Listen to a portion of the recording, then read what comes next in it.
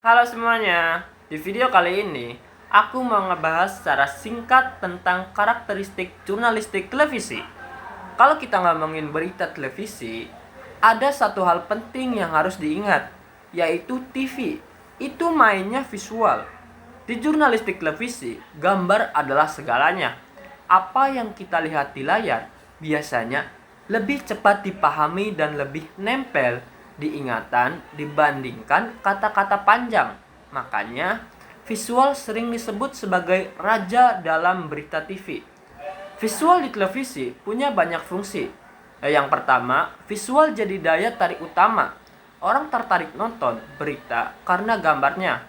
Kedua, visual juga jadi bukti kejadian karena pemirsa bisa langsung melihat apa yang benar-benar terjadi di lapangan. Selain itu, visual memperjelas cerita, membangun emosi, dan bikin berita lebih berkesan. Bentuk visualnya bisa berupa video kejadian, wawancara, grafis, foto, sampai teks singkat di layar. Selain visual, ada juga kekuatan suara. Walaupun gambar lebih dominan, suara tetap punya peran penting di jurnalistik televisi.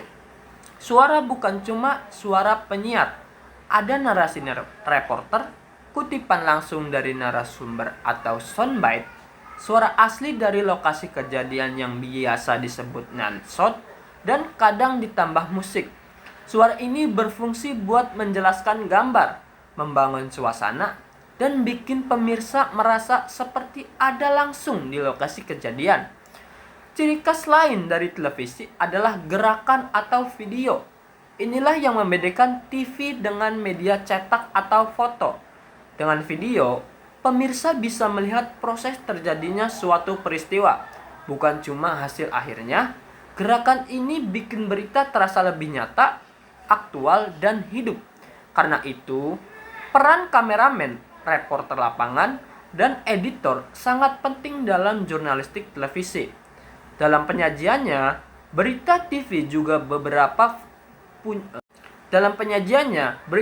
juga punya beberapa format utama. Ada VO atau voice over, yaitu narasi penyiar di atas gambar.